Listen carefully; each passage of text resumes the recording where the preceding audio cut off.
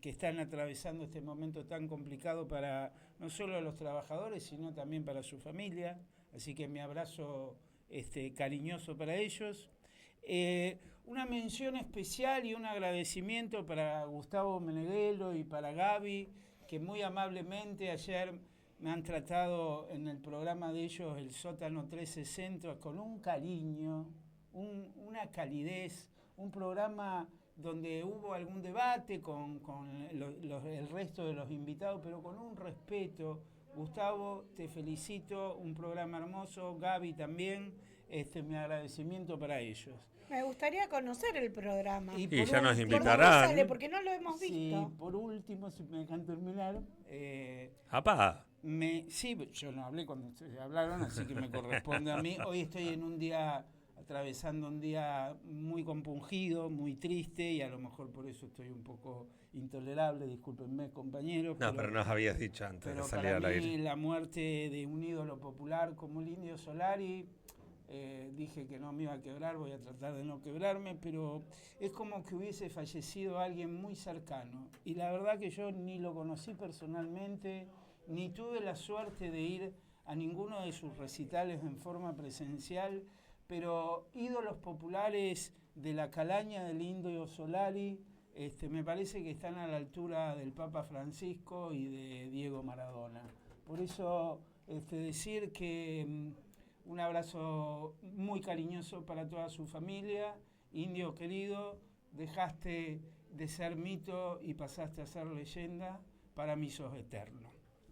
Bueno, ahora sí, vamos a hablar un poquito de lo que es el FAL. El Fondo de Asistencia Laboral. Fusilamiento, estás hablando. Bueno, vamos primero a desarrollarlo. Suena a arma, te quiero decir. Después lo criticamos. El FAL es un fusilamiento con fusiles. De los 70, ¿no? Bueno, les cuento qué es el FAL. Primero, el FAL está legislado en la ley llamada de modernización laboral 27802, en el título segundo, del artículo 58 al 76, 77 inclusive, está regulado lo que es el Fondo de Asistencia Laboral, cuyas siglas son FAL. El Fondo de Asistencia Laboral, en principio, es un instituto que se crea para que los empleadores hagan como una especie de ahorro previo para pagar las indemnizaciones que les corresponde a los trabajadores por distintos motivos de la extinción del contrato de trabajo. Es decir, es un ahorro que supuestamente, ahora vamos a comentarlo en detalle, hace el empleador, que va a una cuenta para que de esa cuenta, cuando por ejemplo despide sin causa un trabajador, saque el dinero de ahí para pagarle. El discurso digamos, del beneficio que esto trae desde el punto de vista del gobierno es que, bueno, los trabajadores que son despedidos van a tener garantizado el cobro del emolumento que le corresponde como consecuencia del despido. Y para el empleador, el beneficio, siempre de acuerdo al discurso teórico del gobierno, el beneficio es que el empleador va a tener un ahorro previo. En realidad, el empleador, este fondo de asistencia laboral, que ahora vamos a ver que no va a alcanzar para todos los empleadores, no va a ser beneficioso para todos los empleadores, tampoco para todos los trabajadores, no le sale gratis porque lo que supuestamente tiene que aportar al fondo es una disminución de las contribuciones patronales.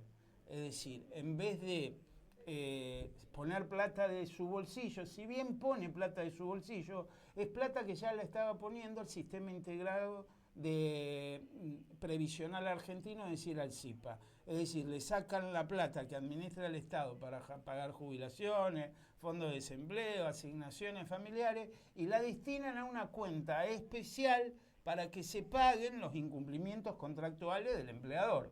Porque un despido sin justa causa, por ejemplo, no deja de ser un incumplimiento contractual del empleador que extingue el contrato antes del vencimiento estipulado según la norma, que en principio es con la jubilación, con la obtención de los requisitos del beneficio jubilatorio.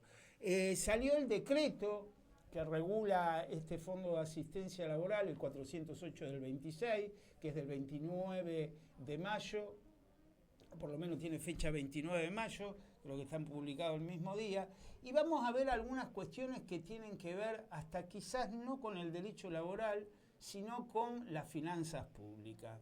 En principio, bueno, este dinero que va a recaudar Arca, ¿quién lo va a administrar? ¿Y cómo lo va a administrar? Es la primera pregunta que se tiene que hacer.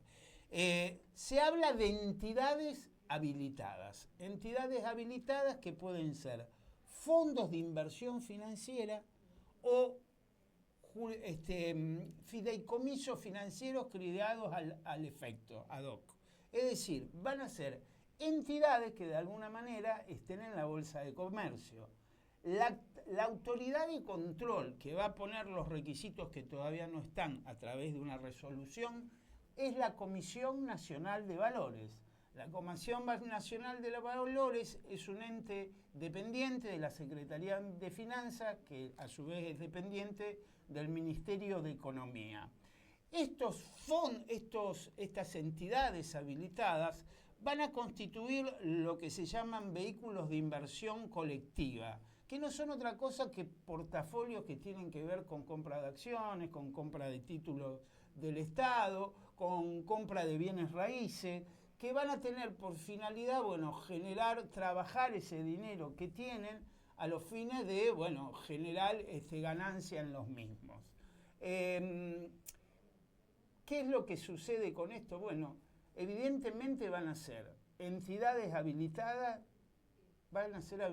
ya deben estar dándole del Ministerio de Economía, tuto caputo, cuáles son los requisitos a sus amigos para que se constituyan estas entidades que posteriormente van a ser las habilitadas para manejar esa inmensa masa de dinero que según algunos cálculos que estuvieron haciendo, que vi, me parece que en Infobae o en Perfil, estamos hablando de 2.300 millones de dólares anuales que van a manejar esas entidades.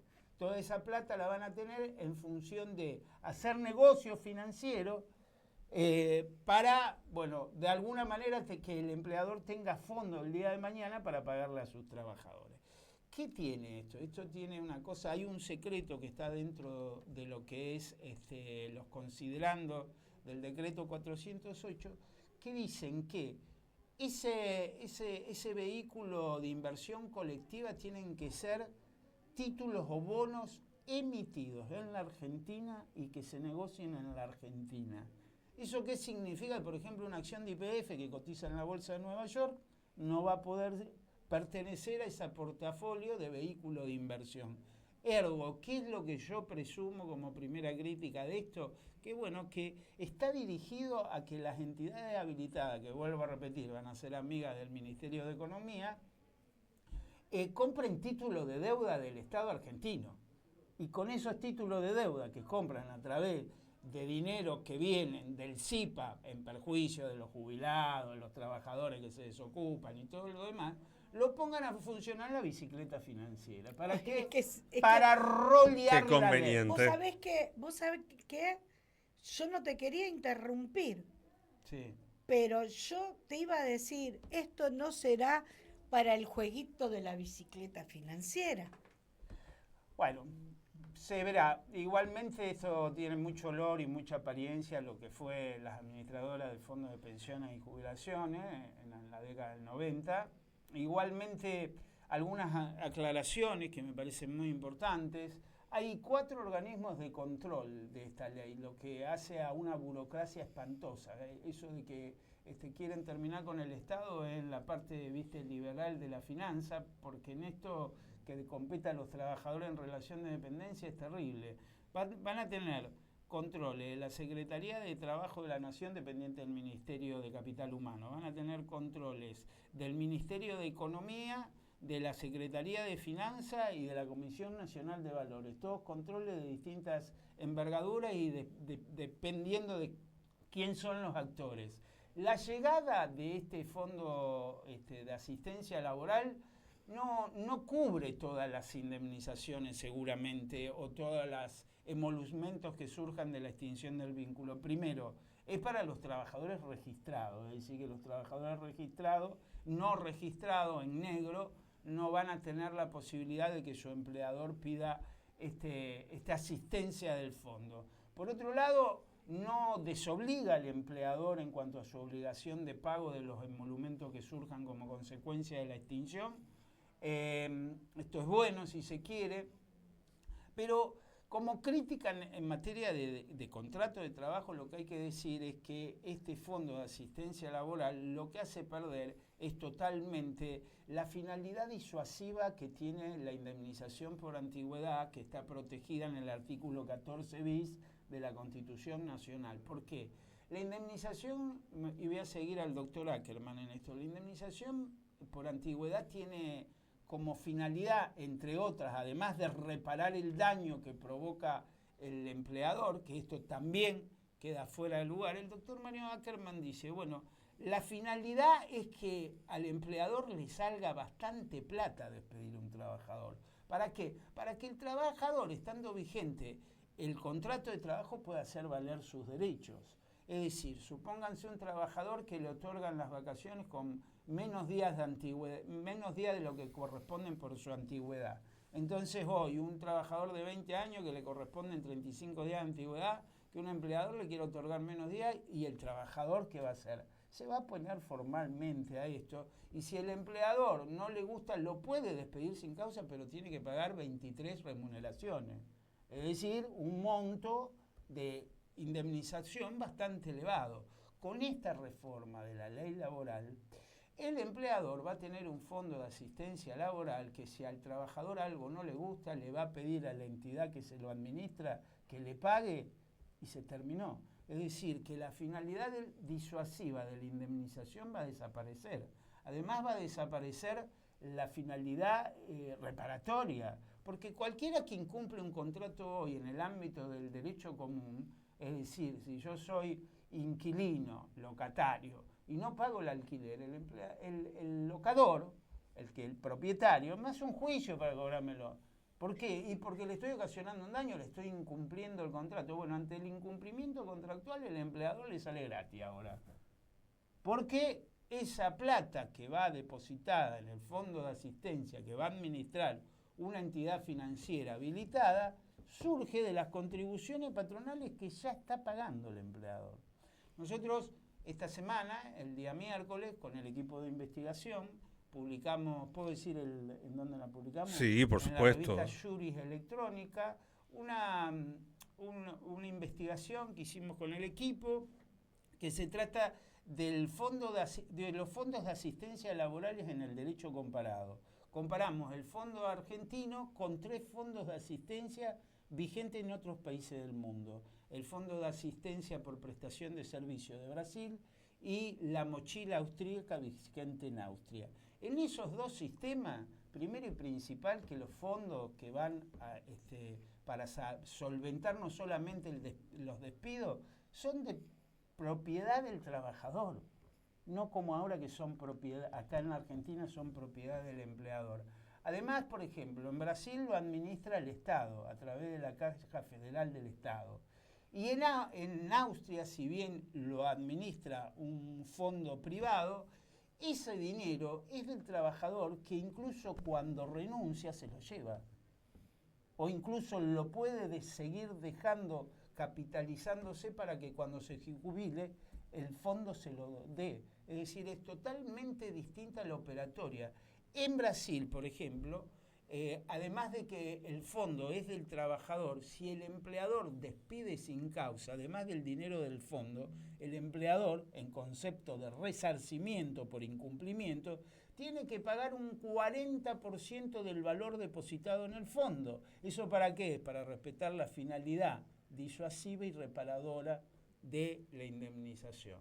Muchos autores entienden que el Fondo de Asistencia Laboral en la Argentina puede ser declarado inconstitucional porque estaría en contra de la protección y la garantía que el artículo 14 bis de la Constitución Nacional establece sobre la extinción con resarcimiento económico, ¿no? La protección contra el despido que contempla el artículo 14 bis. Yo no estoy tan seguro de eso. Lo que sí me parece, y es opinable y por ahí es criticable, esto de que se pierde la finalidad disuasiva y reparatoria del instituto, con lo que de alguna manera estamos en presencia nuevamente en un retroceso de derechos del trabajo para los empleados en relación de dependencia. Muchas preguntas, ¿no? Tengo dos. Vos en uno de los puntos dijiste que en otro país o países ese dinero quedaba como un fondo que lo podía retirar en el momento de renunciar o despedirse y utilizarlo posterior en la futura jubilación. Eso puede ser como un fondo compensador. Exactamente. Cosa que no tenemos más acá. Exactamente. Y muchos años sé que no los tenemos, el fondo compensador. Bueno, no sé cómo llamarlo, Clau, pero fondo compensador.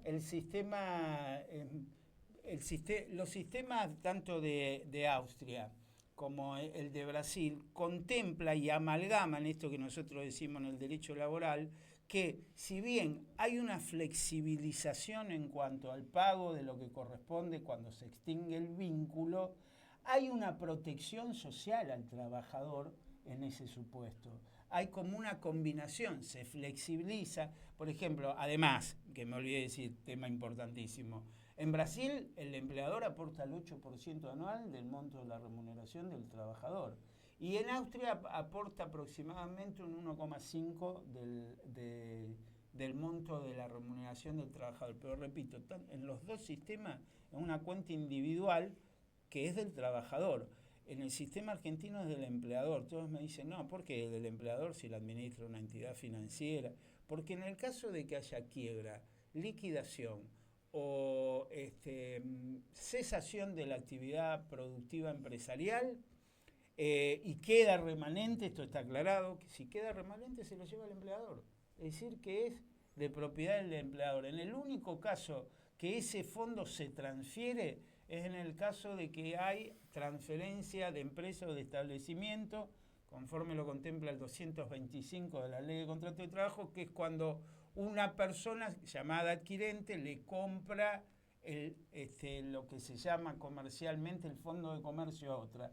Ahí sí esos fondos pasan al nuevo empleador, es decir, al adquirente del fondo de comercio. La otra pregunta era, antes de esta ley de modernización, reforma laboral en contra de la clase trabajadora, un trabajador precarizado como lo son los trabajadoras y trabajadores que le facturan por prestación de servicio, que hacen lo mismo que hacen los trabajadores de planta, ya sean enfermeros, mucama, camillero, administrativo, médico. Antes, si no renovaban el contrato, podía considerarse despedido para solicitar la indemnización. Hoy ya no es más así. No, también es igual. Siempre, ¿Es igual? Sí, siempre el empleador es el último responsable en el caso de que haya un fraude a la relación jurídica laboral, tiene la posibilidad el trabajador de hacer el juicio como era antes, porque vuelvo a repetir, esto es una ayuda para los empleadores, porque incluso puede pasar que el fondo de un empleador no alcance para pagar la indemnización de un trabajador que es despedido y el empleador tiene que cubrir la diferencia de lo que falte. En eso la ley está contemplado, está bien contemplado.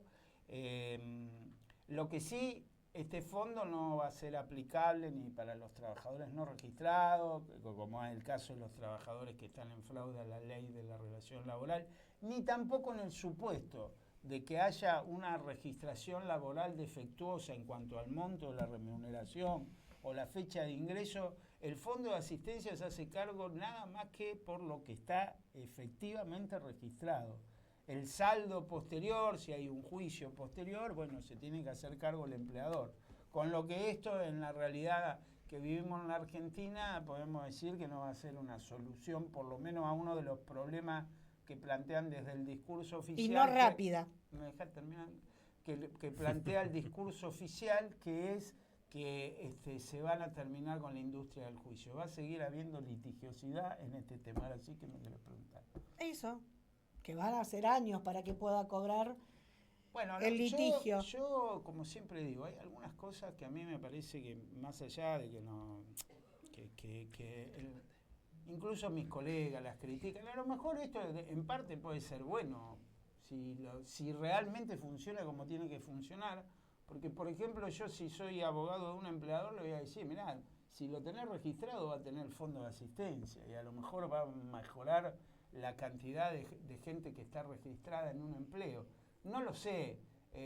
Lamentablemente estas cosas, yo si lo tengo que analizar lo abordo más desde lo financiero que desde lo del derecho del trabajo. Sí. Marcelo, una pregunta que es de perogrullo, ¿no?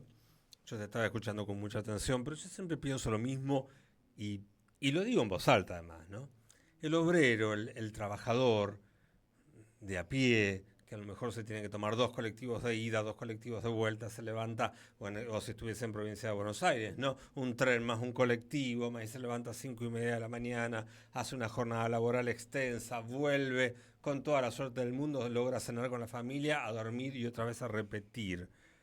¿Qué posibilidad tiene de análisis frente a todos estos cambios, frente a todas estas nuevas estructuras que vos estás comentando, que aparecen? ¿Cómo reacciona? Yo me pregunto, digo, ¿qué va a pasar con los trabajadores en lo cotidiano, ¿no? Es decir, todo el tiempo están cambiando, mutando, haciendo, en beneficio de unos pocos y en detrimento de unos muchos. Pero yo digo, ¿y esos muchos? Bueno, en realidad lo que estás preguntando, Andy, excede mi área de expertise, porque yo soy abogado. Yo lo que le diría a esos trabajadores es que vayan a un abogado. Porque claro. si yo me enfermo voy al médico y esto es lo mismo. No se le puede exigir a los trabajadores que sepan todo esto. No, es imposible. En el último, lo más cercano es la asociación sindical. Claro. Lo más cercano que tiene, que lamentablemente, y esto es un Big Bang, ¿viste? Los trabajadores no entienden que la representación sindical es muy importante, tendrán sus motivos. Uno de ellos debe ser porque no tienen tiempo para pensar todas estas cosas, escuchan 2 minutos. Pero lógico. Escuchan 2 minutos los medios de comunicación masiva o entran a una red social que está invadida por troll y dicen los sindicatos no sirven para nada, no me representan, ¿sí? Pero bueno, desde estos lugares, de estos medios, lo que hay que decirle a ese trabajador que tiene su jornada de trabajo completa con los viajes, qué sé yo, de 14 horas, que no tiene la posibilidad de estar informado y que por otro lado no es el área de su expertise, sino que eso es para los abogados especialistas y para las asociaciones sindicales que dentro de sus organizaciones tienen que tener abogados que cuando va un trabajador lo instruya en forma gratuita. Y este sería el funcionamiento adecuado y daría respuesta a lo que vos me preguntás. Los trabajadores, Andy, no tienen la obligación de saber todas estas cosas. No, obviamente que no. Yo te digo más, esto a veces lo discuto con los dirigentes sindicales. Ni siquiera los dirigentes sindicales tienen esta función. Tienen que tener un abogado que los asesore en todas estas cuestiones.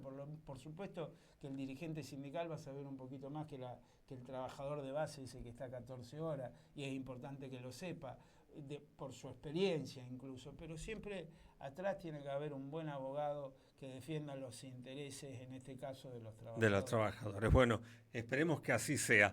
12:24, muchas gracias, doctora Acuña, siempre tan claro. 12:24, Claudia Indivilia. En toda la República Argentina, si les parece bien, compañeros, nos vamos a una pausa. ¿Quieren que cuando volvamos hagamos espectáculos y les cuento un poco la agenda del fin de semana? Claro. Dale. ¿Hacemos así? Sí. Bueno, tanda y enseguida volvemos, quedamos en tus manos, Grisa.